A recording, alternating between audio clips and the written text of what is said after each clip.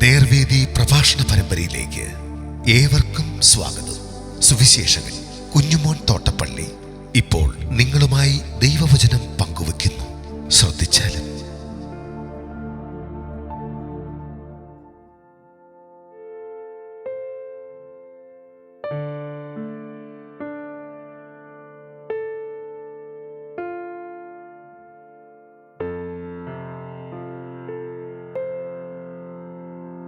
മത്തായി എഴുതിയ സുവിശേഷം 8-ാം അധ്യായത്തിന്റെ 18 മുതൽ 22 വരെയുള്ള വാക്യങ്ങൾ. എന്നാൽ യേശു തന്റെ ചുറ്റും വളരെ പുരുഷാരത്തെ കണ്ടാറെ അക്കരയ്ക്ക് പോകുവാൻ കൽപ്പിച്ചു. അന്ന് ഒരു ശാസ്ത്രി അവന്റെ അടുക്കൽ വന്നു, ഗുരു, നീ എവിടെ പോയാലും ഞാൻ നിന്നെ അനുഗമിക്കാമെന്ന് പറഞ്ഞു. യേശു അവനോട്, കുറുനരികൾക്ക് കുഴിയും ആകാശത്തിലെ പറവകൾക്ക് കൂടുകളും ഉണ്ട്, മനുഷ്യപുത്രനും തലചായ്ക്കാൻ ഇടമില്ല എന്ന് പറഞ്ഞു. ശിഷ്യന്മാരിൽ വേറൊരുത്തൻ അവനോട്, കർത്താവേ, ഞാൻ മുമ്പേ പോയി എന്റെ അപ്പനെ അടക്കം ചെയ്യുവാൻ അനുവാദം തരണമെന്ന് പറഞ്ഞു. യേശു അവനോട്, നീ എന്റെ പിന്നാലെ വരിക, മരിച്ചവർ തങ്ങളുടെ മരിച്ചവരെ അടക്കം ചെയ്യട്ടെ എന്ന് പറഞ്ഞു.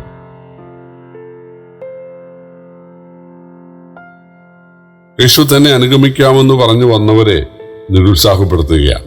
കാരണം കുടുംബാംഗങ്ങളെക്കാളും കുടുംബ സ്വത്തിനേക്കാളും തന്നെ സ്നേഹിക്കുന്നവരെയാണ് യേശു ശിഷ്യരാക്കാൻ ആഗ്രഹിക്കുന്നത്.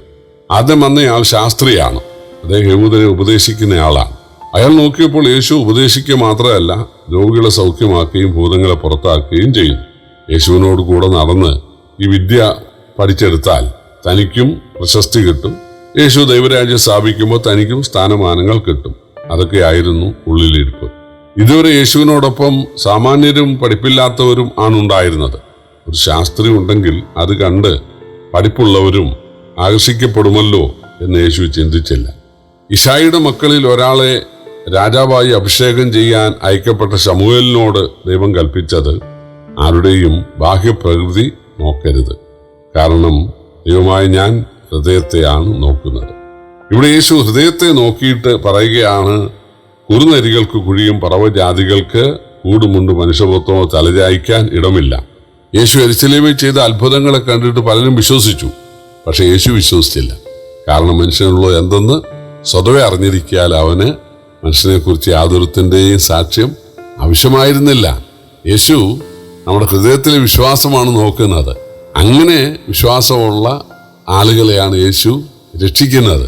നമ്മൾ തത്തമ്മേ പൂച്ച പൂച്ച എന്ന് പറയുന്നത് പോലെ യേശുവെ രക്ഷിക്കണമേ, യേശുവെ കർത്താവേ, യേശുവേ എന്ന് പറഞ്ഞിട്ട് കാര്യമില്ല. യേശു പറഞ്ഞു, എന്നോട് കർത്താവേ കർത്താവേ എന്ന് പറയുന്ന ഏവനുമല്ല, സ്വർഗസ്ഥനായ എൻ്റെ പിതാവിൻ്റെ ഇഷ്ടം ചെയ്യുന്നവൻ അത്രേ സ്വർഗയായിട്ട് കിടക്കുന്നത്. സ്വർഗസ്ഥനായ പിതാവിൻ്റെ ഇഷ്ടം എന്ന് പറയുന്നത് അവൻ അയച്ച യേശുവിനെ ദൈവമായിട്ട്, ദൈവപുത്രനായിട്ട് വിശ്വസിച്ച് അനുസരിച്ച് ആരാധിക്കുക എന്നുള്ളതാണ്. പണ്ടത്തെ ഒരു പാട്ടില് പാമ്പുകൾക്ക് മാളമുണ്ട് എന്നാണ്. അത് യേശു ഉദ്ദേശിച്ച ആശയത്തോട് നിരക്കുന്നതല്ല. കാരണം പാമ്പ് മാളം ഉണ്ടാക്കാറില്ല. ആരെങ്കിലും ഉണ്ടാക്കിയ മാളത്തിൽ അവൻ കയറി കൂടുകയാണ്.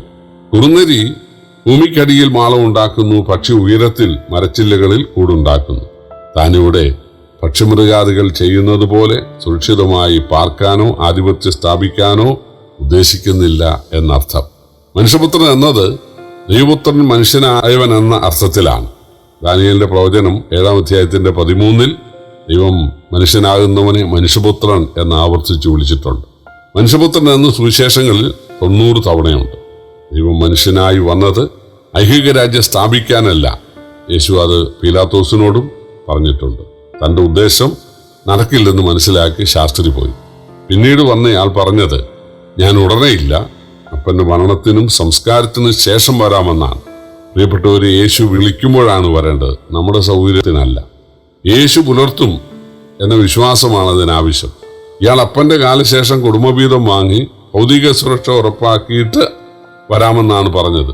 അതിന്റെ ആവശ്യമില്ല. യേശുവിന്റെ അടുക്കൽ വരുന്നവരെ പുലർത്താൻ എന്ത് തിന്നും എന്ത് കുടിക്കുമെന്ന് ഓർത്ത് ആരും വിചാരപ്പെടേണ്ട, തീർച്ചയായിട്ടും ഇത് നിങ്ങൾക്ക് കിട്ടും എന്ന് യേശു പറഞ്ഞു. യേശു അതിന് ശക്തനാണ്. കാരണം നമ്മളെ പൂർണ്ണമായി രക്ഷിക്കാനാണ് യേശു വന്നത്. നമുക്ക് ആത്മരക്ഷ തരുന്നതോടൊപ്പം നമ്മുടെ ഉപജീവന മാർഗവും നമുക്ക് കാണിച്ചു തരാൻ, അതിനു വേണ്ട ശക്തിയും ബുദ്ധിയും ഒക്കെ നമുക്ക് തരാൻ ദൈവമായ കർത്താവിന് തീർച്ചയായിട്ടും സാധിക്കും. കാരണം പത്രോസിനെ കർത്താവ് രക്ഷയിലേക്ക് നയിച്ചപ്പോൾ ആദ്യം കടലിലെ മത്സ്യങ്ങളെ താനാണ് ഓടിച്ചത്. പിന്നീട് ആ മത്സ്യങ്ങളെ വലയിലേക്ക് പെടുത്തിയത് താനാണ്. അപ്പോൾ നമുക്ക് ഉപജീവന മാർഗം കാണിച്ചു തരാൻ കർത്താവിന് കഴിയും എന്നാണ് കർത്താവ് ഇവിടെ തെളിയിച്ചത്. ഒരു ശിഷ്യൻ മുൻഗണന കൊടുക്കേണ്ടത് ആത്മീയ കാര്യത്തിനാണ്. ശവസംസ്കാരം പോലെയുള്ള ഭൗതിക കാര്യം അതാർക്കും ബന്ധുക്കൾക്കൊക്കെ ചെയ്യാവുന്നതാണ്. എന്നാൽ യേശുവിനോടൊപ്പം സഞ്ചരിച്ചാൽ ആളുകളെ പാപത്തിൽ നിന്ന് അല്ലെങ്കിൽ നരകത്തിൽ നിന്ന് രക്ഷിക്കാൻ കഴിയും. ആളുകൾക്ക് ആത്മീക ജീവൻ നൽകാനായിട്ട് സാധിക്കും. മരിച്ചവർ തങ്ങളുടെ മരിച്ചവരെ കുഴിച്ചിടട്ടെ എന്ന് പറഞ്ഞാൽ ആത്മീയമായി മരിച്ചവർ അങ്ങനെയുള്ള ആളുകളുടെ മരണ ശുശ്രൂഷയൊക്കെ ചെയ്യട്ടെ, അതൊരു വലിയ കാര്യമല്ല. എന്നാൽ ജീവൻ നൽകുന്ന സുവിശേഷം, അതിൻ്റെ പങ്കാളിയാകുക, അതിനാണ് മുൻഗണന നൽകേണ്ടത് എന്നാണ് യേശു പറഞ്ഞത്. പ്രിയപ്പെട്ടവരെ, നമ്മൾ നശ്വരമായ കാര്യങ്ങൾക്ക് വേണ്ടി നമ്മുടെ സമയം കളയാൻ പാടില്ല. നമ്മുടെ പ്രയോറിറ്റി എന്ന് പറയുന്നത് നമുക്ക് ആത്മരക്ഷ തന്ന, നമുക്ക് ജീവൻ തന്ന, നിത്യജീവൻ തന്ന ആ കർത്താവിൻ്റെ മാർഗം, നിത്യജീവൻ ലഭിക്കുന്ന മാർഗം, അത് ആളുകളെ അറിയിക്കാൻ വേണ്ടി നമ്മുടെ കഴിവുകളും നമ്മുടെ സമയവും നമ്മുടെ സകല സാധ്യതകളും പ്രയോജനപ്പെടുത്തുക എന്നുള്ളതാണ്. കുമ്മനാട് ഭാഗത്ത് അല്ലെങ്കിൽ പത്തനംതിട്ട ജില്ലയിൽ ബാങ്കുകളിൽ ആളും പേരും ഊരും പേരും ഇല്ലാതെ 400 കോടി രൂപ കിടക്കുകയാണ്. പണ്ട് വിശ്വാസികൾ അവിടെ നിക്ഷേപിച്ചത്, ആ ഭാഗത്തൊക്കെ കൂടുതൽ വിശ്വാസികളാണ്. അവർ മരിച്ചുപോയി, മക്കളറിയുന്നില്ല.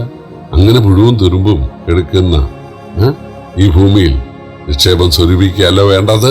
നമുക്ക് നിത്യജീവൻ തന്ന, സ്വർഗം തന്ന ആ കർത്താവിന് വേണ്ടി നമ്മുടെ സമയവും പണവും നമ്മുടെ കഴിവും നമ്മുടെ വീടും നമ്മുടെ കാറും നമുക്കുള്ളതെല്ലാം ചെലവഴിക്കാനുള്ള ഒരു ബുദ്ധി ഈ വാക്യത്തിലൂടെ കർത്താവ് നമുക്ക് നൽകട്ടെ.